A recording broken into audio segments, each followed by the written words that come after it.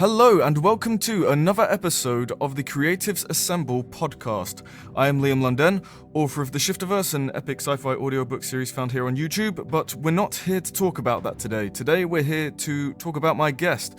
I have with me the wonderfully honest, I hope I don't butcher the pronunciation of your name, Niladri Mitra.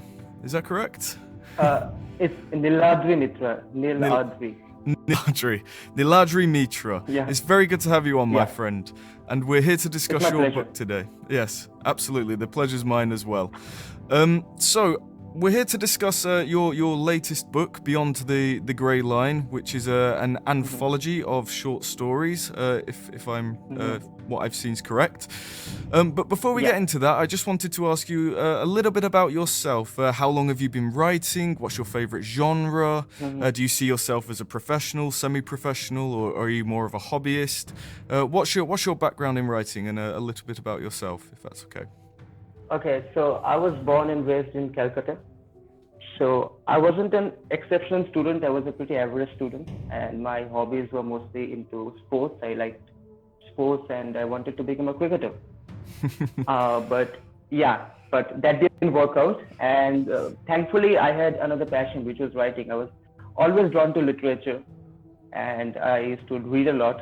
I started with Hardy Boys and stuff, and then moved into more serious territory. So I started to write. I started to write poems and songs. And at that time, I didn't look at it as a profession or anything, because it was just a hobby. It was just a form of expression from my end, because as a child or as a teenager, I wasn't really a vocally expressive person. I was very quiet and sort of an introvert. So whatever I had to express, it used to mostly be through my writings and my poems. Yes. And when I was 17 or something, I decided to write a novel where I decided to sort of incorporate the lives of me and my friends and think of us in a future time, like 20 years from then, and how would we be, and how the dynamics would change. So I wrote my first novel called Autumn Leaves. And to be very honest, it wasn't a great book. It was like my first book, and I was trying to put everything into one book. I was not really well versed with the technicalities of novel writing. Yeah, it's So quite a hard thing when you first get into it. With the technical stuff is quite, show versus tell and stuff. No one sort of tells you this unless you go to a class. It's not until you write something yourself and then you realize, oh wait a minute, I'm doing this wrong, I'm doing that wrong. It sounds good though. I kept on feeling that, and I kept on writing it for a period of 2.5 years, and I wrote 5 drafts of it. And yet, when I look back at it, I feel I cringe myself. Oh no, I have not written this.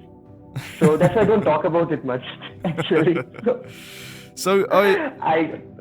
So now, do you see yourself as obviously because you've gotten a lot better since then, do you see yourself now, do you sort of classify yourself as a professional, or do you a semi-professional, or do you still kind of rank yourself as a hobbyist? Definitely not a hobbyist, because the thing is, I am doing professional writing in a sense that I earn my bread and butter through content writing. Yeah. So Absolutely. So that's professional. Well, I would say professional if you're earning your bread and butter for it. Absolutely. And because I held a job for a long time. I was in the IT sector. But what happened is I had some family issues, so I had to quit the job and start freelancing. So I'm doing that, and now I think with the amount of work I've written, it's very small. I know it's not much, but I'm content with what I've written so far. It's not like I'm happy with it. I'm not. But I think right now I would consider myself to be a professional, as you said, because my ultimate goal in life right now is to be a traditionally published author. Yes. I've self-published my books, and not disrespecting the self-publishing industry, because I think it's absolutely great, but there is a badge of authenticity that comes with being traditionally published, and that is undeniable. Absolutely. I mean, they don't do as much. Traditional publishers don't so much do the promotion as much as they used to, but it is absolutely a badge. It's you know, Yeah. it's certification, isn't it? It's certification of professionalism, because obviously, you know, I'm not saying you are because you've self-published, but you find with a lot of self-published authors that some of the stuff they put out is the first draft, and it can put people off sometimes when they're when they're looking at a book and going, oh, it's Absolutely, self-published. absolutely. I mean, absolutely. We held a discussion through, with some writers through video call while the quarantine was going on around the world, and this is the point. This was the point of topic, that there is so much of, I won't say bad stories, because no stories are bad, okay, Yeah. but sort of lazy writing and editing. Somebody has just thought, okay, I'll write one draft, or I'll write whatever comes to my mind and just put it out on Amazon, because Amazon doesn't have a filtering process. No, and it Okay, just it so you dilutes the format quality. Absolutely. So this is a concern that I have, and that's why I strive to make my work as authentic and as professional as possible. Because if I'm I'm a first-time reader, I'm buying an ebook for the first time, and by chance I lay my hands on a book that is shoddily written, I might not buy an ebook again, Yeah. an independent book. So that hurts 10 other writers who are writing very good books. Yes. So I absolutely. think as writers, we all have a collective responsibility to keep up a certain standard in self-publishing, because there is no filtering process. Absolutely. So, yeah, it's the same with me, like with my project. Like I go back to my first 4 chapters of my audiobook project, and I'm like, oh, need to go back and redo that, because it's not setting a good example of the writing later. So yeah.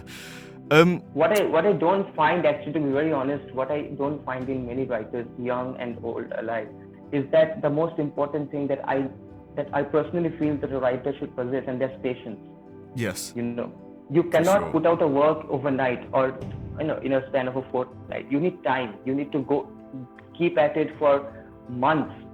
Yes. You need to write it, rewrite it, edit it, send it out to beta readers or proofreaders, take their criticism without ego, in all honesty and humility, and then better yourself. Yes, absolutely. It's it's a work. long-run process. It's work, and that's I find a lot Exactly. of a lot of indie authors don't appreciate. You've got to strive for your best. Exactly. So they're in a hurry to publish books. They just want their books to be on Amazon. They just want their name to be online. I'm But an author. What they don't exactly, and what they don't realize is that, okay, my book might be online, but people who are reading the book, who are buying the book, so they're spending the hard-earned money on your work. So it's your responsibility to give them as good a product as you possibly can. Absolutely. Absolutely. So that is what I strive to do. I always think that, okay, my readers are spending their hard-earned money on my work, so it is my responsibility to give them as polished a book that I possibly can give from my end. Yes, that's and that's why I always that's what all always professionals tell should people, strive to achieve. Absolutely. I mean, I always tell people that if you're reviewing my book or reading my book, if you post a review, post an honest review. I don't want a 5-star from you. Okay, Yes. Just post an honest review. Whatever you feel like, post it. A girl messaged me yesterday on Twitter saying that I'm reading a book, and but you said that you want honesty, but I'm brutally honest when it comes to honesty. So do you want that, or should I just close it up by saying this? I like this story, and I didn't like this story. I said, no, please. You have spent your money on your book. If you feel that, absolutely. If you want to give it 1 star, go ahead. Yes, this is kind of why I approached you as someone I would like to interview for the Creatives Assemble movement that I'd like to start, because I noticed with a lot of your tweets that you were pretty honest. I tend to find on Twitter there's quite a lot of sycophantic mob mentality, everyone just kissing everyone's ass, so to speak, and I find that extremely unproductive. I'm not saying everyone on Twitter is like that. Before anyone thingies, I'm on Twitter. And Twitter is a necessary evil for writers. But that was one of the things that drew me to asking you for an interview, because I was like, you're going to be honest. You're not just going to be a yes person and say yes, yes, yes. I've noticed you've been challenged quite a lot on Twitter, with people with certain views. Certain views might come at you, call you certain things, and I really love the fact you stand your ground and you sort of like, well, I believe this, and you don't follow the mentality. And for everyone listening to this podcast, that is a sign of a good writer. A good writer is someone who doesn't bend on their principles, and I certainly found that with you when I was following you on Twitter. I still am following you on Twitter, but you know what I mean. I believe that, one should be honest in one's craft. There's Yes. no other way around it. One should Yes. be honest. And I am not contradicting anyone on social media. If I post a view, it is my opinion. You are free to give me your opinion, and I won't say you're wrong. That is your opinion. I respect that. But don't disrespect my opinion either. Yes, exactly. Because everybody has different opinions. So you might have a different point of view. You and me might not agree to a certain thing, but let's agree to disagree then. But don't call Absolutely. names and say that you are completely wrong.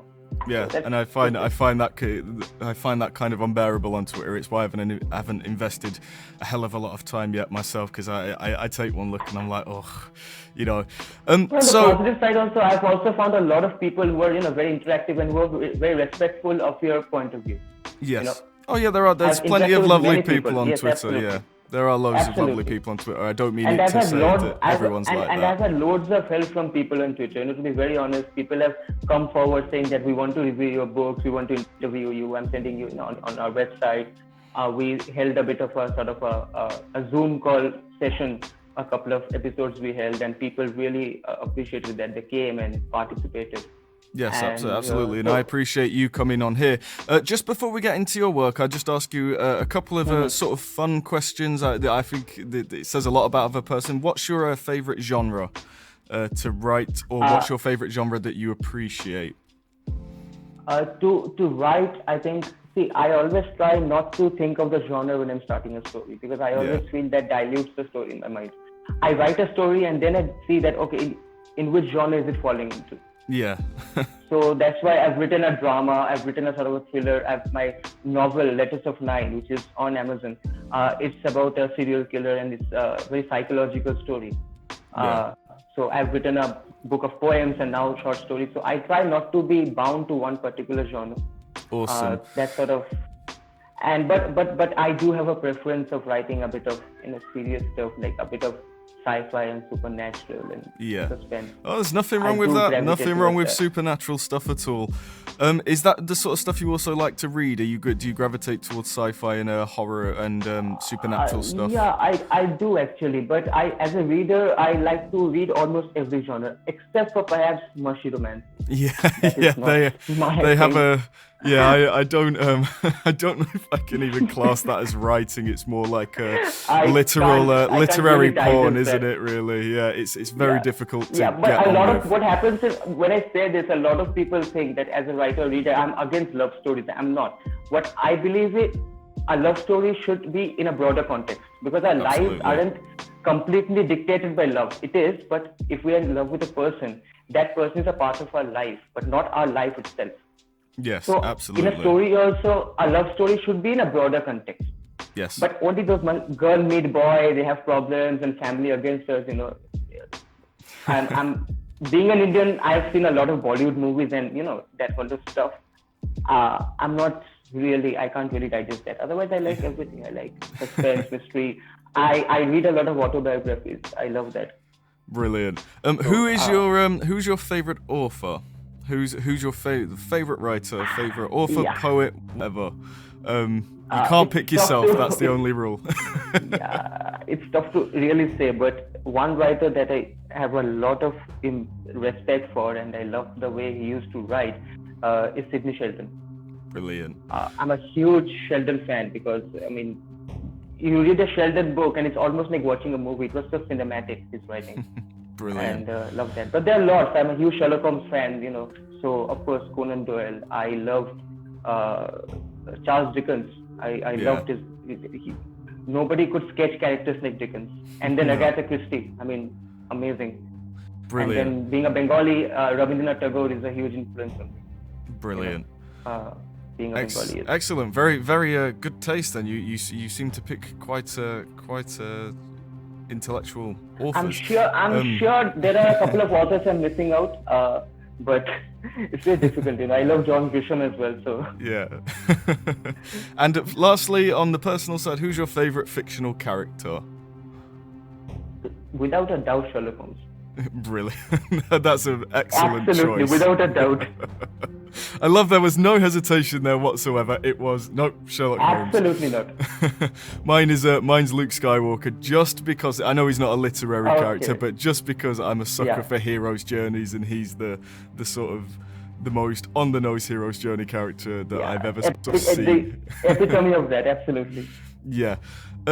So that's enough of the personal. We'll now move into your latest release and what we can hopefully plug for you a little bit, and that is Beyond the Grey Line. Now, this is a collection of short stories, am I right? What genres are these? And I know you say you don't like to fall into genres, but what? I can't think of another word. What? I suppose I can actually. What themes are being tackled in this collection of short stories? Yeah, I think the themes would be the right way to describe it. See, when I published my last book, which is a collection of poems, Songs of Dust, I started writing a novel.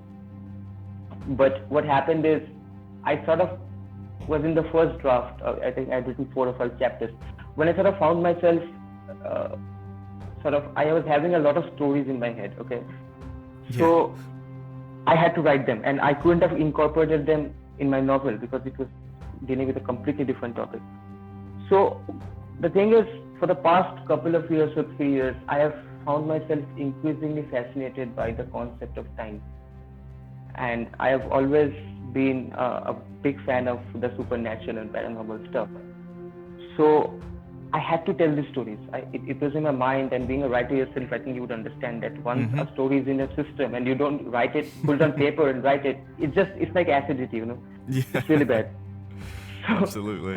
So I had to write them. So I was very clear from the very beginning, even though I've said that I don't really adhere to a genre when I'm writing. I look at it afterwards.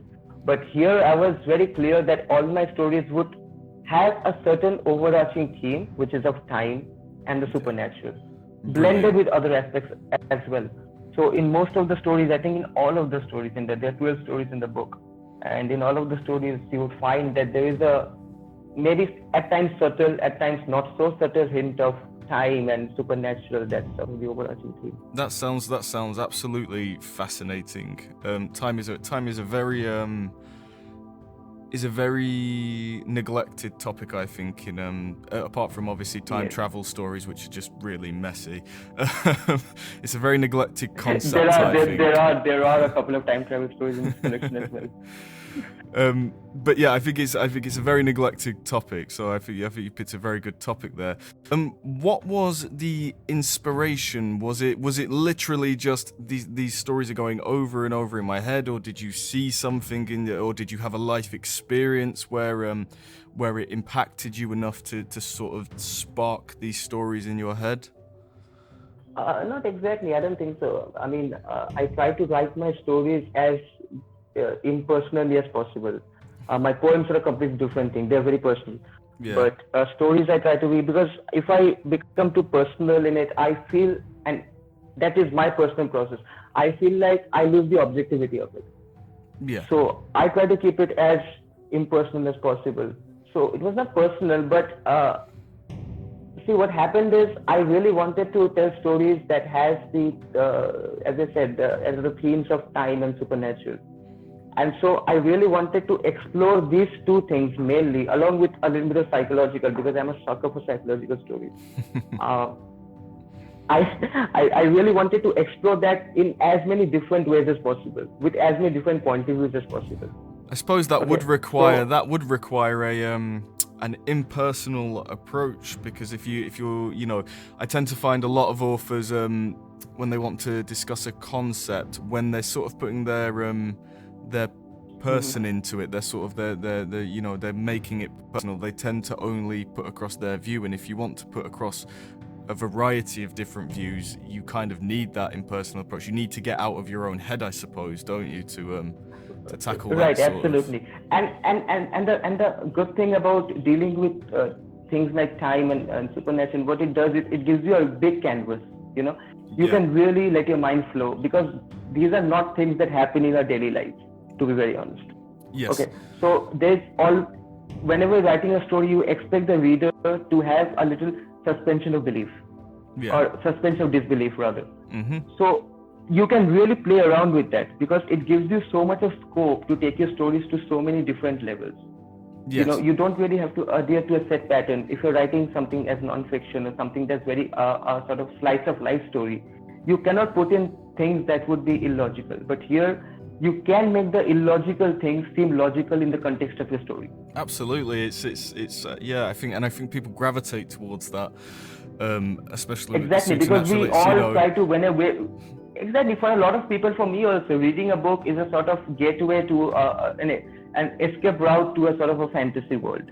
Yes. Okay, and sometimes even though these stories, I would be very honest about it, these are not stories that would sort of would give you a good time, as you won't really feel very happy about it because they are dark, they are serious stories. There is no humor in it as such. Yeah, so you're challenging, almost sort of like challenging the reader to think and to Yes, and I love to do that there's some grey areas to these stories. Then this is not a black and white Lord of the Rings-esque No, good versus absolutely there's not. there's greyness to Absolutely not. this. Absolutely not. And that's why the title, Beyond the Grey Line, because what the title means is mostly all of the characters, they're not perfect. They're not, as you said, black and white characters. They have shades of grey in them. Yes, then they're the best Maybe characters. the protagonist or antagonist. Yes, Yes, and exactly, they're the because best I believe characters. humans are like that. Yeah, I mean, we are not perfect. Yeah, we look at people we call heroes, like say mythical figure for it. Well, not mythical, like King Leonidas from Sparta. It's like, yeah, sure, he held against Persia and stuff, but the guy, he had slaves, he murdered people, he did a lot of bad things. And it's Exactly. like we look at the heroic thing and we remember him as a hero in the Western world. I don't know how he's viewed in the Eastern world, but we remember him as a hero. But it's like he wasn't. We lionize him, but that doesn't mean that the guy wasn't shady and he didn't do shady things. Yeah, absolutely. I mean, that's the thing with if I can just come to mythology. I mean, most of the mythological characters, they are not black and white characters because they've done, as you said, a lot of killing and a lot of slaving and a lot of stuff which aren't good actually. But we sort of look at them that way because we want to see them in a context where they did something heroic for the side they were on. Yeah. So if you're on the other side, you would look at them as villains. Yes. Right. Absolutely. So that's the point. Absolutely. No, you carry on, my friend. No, I just believe in that, and I just thought that, okay, let's incorporate these elements to tell very fundamentally very human stories, because no matter how exotic you're going with the concept, how much you're trying to play with time or the afterlife or supernatural or death, a reader can only connect with your story if there is a human connection to the story.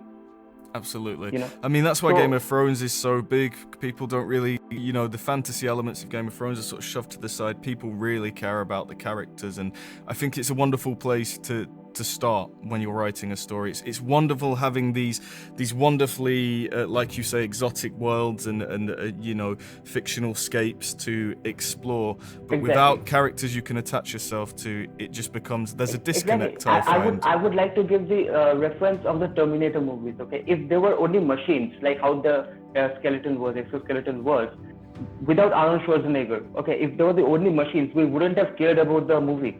Yes. But because it was a human playing that character, we know that inside he is a machine, but from outside the facade is of a human. Yeah. So that's why we sort of care for the character. That's why we feel bad in the second part when he's sort of going down in that lava and he's putting up his thumb. Yeah. We sort of feel bad because for us the character is dying, that person is dying. So it's imperative to have a human connection in your stories, no matter what you do. Absolutely. So that was the basic concept. Brilliant. About writing these stories. Brilliant. Was there any challenges you faced while writing this new book? Was there any technical challenges? Was there any editing challenges? Was there moments where you're like, oh my god, I've got to gut this, or I've really got to fix this up? Was there any challenges you faced? For one of the stories, okay, and it's a very challenging story because it covers a lot of time space. I won't say how much, that would be a spoiler, but it covers a lot of time, and I got the concept, and while I was writing it, I was really not sure whether I can really fit everything into a short story. Yeah, For that's for something. a while.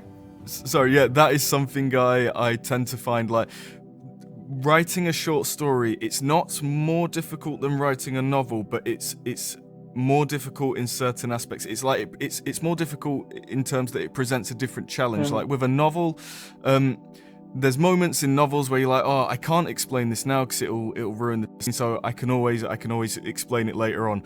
With a short story, you have to have all your world building and all of your character development and all of your important moments in that short story. There's no there's absolutely no I'll sort this out later. For sure. So I suppose came up. So you're telling a story in a very condensed space, and this story span, it deals with so many things. Okay, it deals with a bit of sci-fi, a bit of supernatural, also a bit of the entire reincarnation cycle that's there. So it deals with a lot of things, okay, the soul and everything. So I was not sure. So for a while I was thinking, okay, let's just keep this aside. Let's not put it in the collection. Let's write a novella about it. I knew it won't be a novel, but at least a novella. But then I sort of found a way to sort of incorporate everything, and I was pretty proud of that story actually. So that was a challenge. And editing wise, yes, as a writer, we always make mistakes. Third pair of eyes, they always matter. And they can give you, but I really didn't have that. Yes, I did send it out, my stories. I was writing them to a few friends, and they did give me their opinions about it. But I did not really have a professional editor, so I did everything myself. So was that a challenge for you then? Because editing challenge, your own work is extremely difficult because you've got no objective eye, have you? Or you have to really strive to develop an objective eye. Exactly. So I think I read every story. Well, after sort of completing all the 12 stories and deciding I will publish these 12 stories, I think I had written 17 or 18 stories. I discarded the five or six of them. So when I decided that these are the 12 stories that I will publish, I read every story over and over again, about say 30 times, 35 times, each story. So that I sort of, every time I read it from a different point of view. I think it's one of the tips. I think if anybody wants a tip, when you're reading a story, read it with the point of view of a reader, not as a writer. That I am reading this story, I have not written it. So now how am I finding that story? So I think that helps. So editing was a challenge, yes, because I'm also getting into professional editing now by the end of the year. Brilliant. So it was a challenge, but I think I'm happy with the final product. That's what I can say. I think you should be. I've seen a lot of trailers, and I've seen people posting that they enjoyed it and stuff. And I think you should be. It's a tremendous achievement to self-publish. It may not be the badge that you want of a professional publisher, but it is still an achievement to finish something and put it out and say, "Have at it." So far, the reviews and the feedback has been positive, and I've got a couple of criticism which I'm very grateful for again. And I'm pretty sure that the next time I write, I'm going to plug those in. Yeah, well, absolutely. I mean, criticism doesn't always mean this is so bad it's unreadable or you can't enjoy it. So people like to take things apart, and especially readers. And especially if they write themselves. Yes. And it's not so much that I have to go back and fix that. It's like, I've done it. That was the criticism of the time. The next one will be better. It doesn't mean that it's bad. And I get a lot of I see a lot on why is my writing bad? Why is my writing bad? And it's like, it's just criticism. Take it and move forward. Yes, absolutely. You have to improve, because see, anything creative. Okay, whenever you're in a creative profession, a creative space, okay, there's always room for improvement. You're always getting better at it. Nobody is perfect. Absolutely. So with these short stories, if you don't mind, would you be willing to break down one of them for us? Perhaps your favorite one. I don't want you to spoil anything. Just this is the story. It sort of centers around this, and here's the themes that are tackled. Okay. I can't really say a favorite one, because it's like asking a parent who's your favorite child. Among the children, it's very difficult.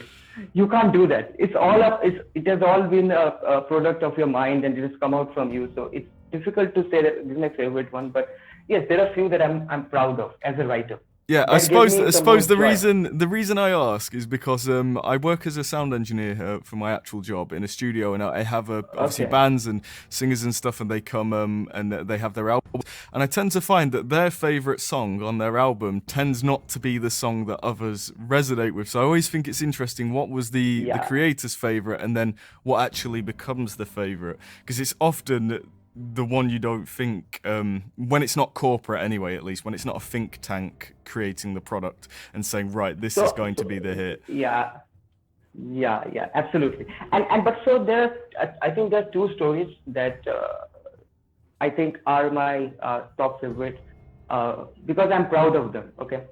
Yeah.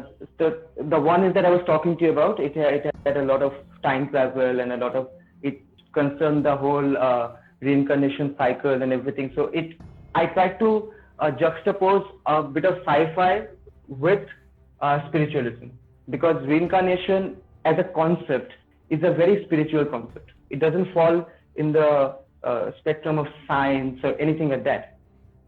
It's a spiritual concept. So what I tried to do is I tried to juxtapose the science part with the time travel and everything, with the spiritual aspect of why the time travel happens, or why the things that are happening in the story are happening. Yeah. So that was the sort of jumping off point for that story, that okay, I want to mix those two things together, and I want to tell a story which at the very core of it is a human story. It's a story about a father and a daughter. Father and a daughter.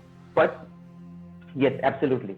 So I think if you read the story minutely, the thing you would get out of it is that a father's love for his daughter. Father's Okay. love for his daughter. Even That's though- a wonderful thing Absolutely. to tackle. And even though the daughter has changed throughout the course of the story, the daughter at the very beginning of the story is dead, and the daughter that comes in absolutely at the end is not that same person at all. Okay, so I think I'm giving a bit of spoiler, but it's okay. It's not the same person. It's a different person. It's a different child altogether. But because there is this reincarnation cycle and there is this come back in time, it sort of becomes that, okay, this girl is also his daughter. In a That very sounds- different way. So it's That sounds complicated. I know. fascinating. It sounds brilliant, though. It does. It sounds really good. And to tackle, it's almost like you're tackling the concept of the soul, and if the soul goes Exactly. sort of back, and Exactly. is it the same person because it's the Exactly. same soul? Like, that would be my takeaway from how you've just explained it. It's dealing with dealing with almost like individualism, but from a non-static perspective. Like, is it, are we still the same person because we're 2 seconds older? That sort of. That would be the appropriate sort of explanation to it. And also, the question that this story asks is, the way this story looks at it is that there's only one soul and its journey. So when one body dies, the soul goes into the transmigratory circle and it comes back in a different body with a different identity, right? But what happens if science sort of interrupts this process, and there's one soul but two bodies? So two bodies are sharing the same soul in the same time space. What happens then? That sounds very spaghetti-esque, very wibbly-wobbly, and it's a very good, that's a very interesting sci-fi concept. I would say that's definitely that's a Because question you would ask in I sci-fi. also believe, and I have a strong belief whenever I'm writing, I always think that my reader is more intelligent than I am.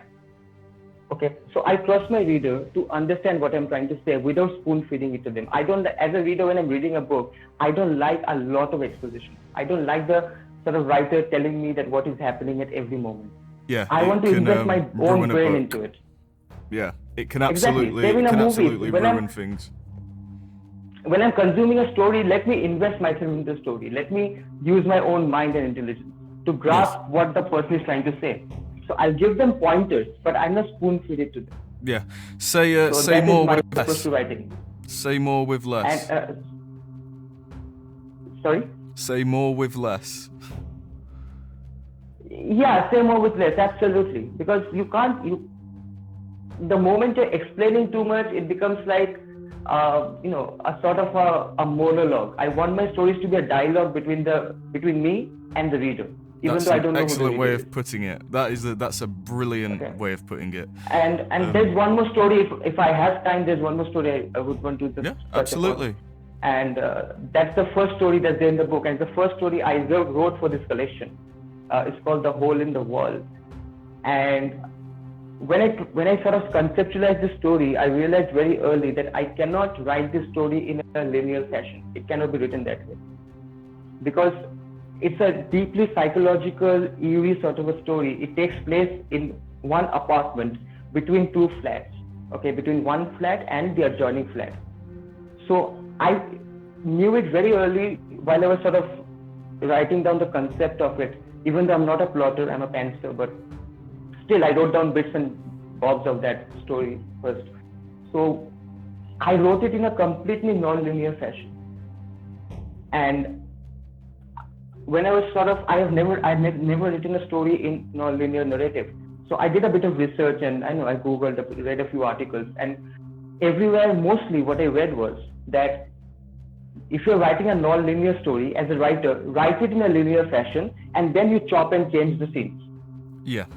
So, but that again went completely opposite to what my writing process is. I like to, if I'm writing a novel, I would write that novel from the first chapter to the 30th chapter, for example. Yeah. Because I like to write the story as a reader would read the story. Yeah. So I'm exactly the same. So you like to write chronologically, basically, right? Absolutely, Chronological order. So, exactly. So when I wrote this story, even this a non-linear story, I wrote it in a non-linear fashion only. And it has a lot of sort of hidden things that are there, that are sort of touched upon, that pointers are there, but you really have to invest your mind again and understand that what really happened and why it happened. Because it's about a girl tormenting a guy. Okay. Now, why that guy is getting tormented? Every time he looks through that hole, he has a hole in his bathroom that looks into the next flat. Mostly he sees that there are people who are assaulting her. And whenever he goes to help her, she comes out and she's absolutely fine. There's nobody else in the flat. So you've got to use your head. Happening. It keeps on happening. Yeah. Yeah. And I'm really proud of the way that I have been able to, hopefully, I have been able to bring it to that climax, where things really get very bad for my main character. Yeah, so you're a bit sadistic on that one then towards your main character. It's psychologically sadistic. No, that's wonderful. Because again, as the title says, it's beyond the grey line. So this main character has a lot of grey. He has done things in the past for which he's sort of tormented from inside. He didn't want to do it, but he did. And this girl comes and it just, things just hell breaks loose in his life in a span of a day or two. So that's your first crack at non-linear storytelling as well. Yes, that's the first. Absolutely. So people who listen to this might focus on that one, and you've definitely got to use your head for it. Is there any other stories you'd like to cover? This is one story that you can read for free. When you go to Amazon, the sample that you get in Amazon without buying the book, this entire story falls in that sample. So you can read the entire story without buying the book. Brilliant. Is there any other stories you'd like to cover, my friend? Is there any you'd like to touch on before we wrap up? I think you've given us a wonderful insight into your process and to the themes you're going to be tackling in this book. It certainly sounds like the reader's going to definitely have to think when they read it. This is not spoon feeding you. Oh, here's a wonderful fantasy story that you can just sort of sit down and absorb. You're going to have to really think about the and I know concepts. that there's a niche readership for it. Everybody would not appreciate this kind of writing or storytelling, and I'm absolutely fine with it. Okay, I have no intention of this book becoming a bestseller because I know that won't happen. I just want that whoever reads this book, if they like this kind of stories, it makes them think a bit that what happens. It makes them invest their mind into it. I'm a huge Christopher Nolan fan. Okay, so I think even though he's not a sort of writer, but he writes his movies as well. And I don't think today there is a bigger influence on me than Christopher Nolan. So Nolan-esque. We're going to call this Nolan-esque. If we're going to give it a genre, Nolan-esque. I wouldn't presume to do that. I mean, I think I have miles to go before I can even touch on that Nolan-esque thing, but it's a nice compliment. Brilliant.